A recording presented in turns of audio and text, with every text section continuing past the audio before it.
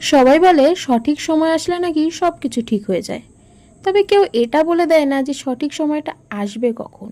আমরা বুঝবো কি করে যে এটা সঠিক সময়? আসলে সঠিক সময় সেটাই যখন তোমার মুখে ভগবানের নাম থাকবে আর মনে ভগবানের প্রতি ভক্তি আর বিশ্বাস। জীবনে কর্ম করে যাও, ফলের আশা করো না।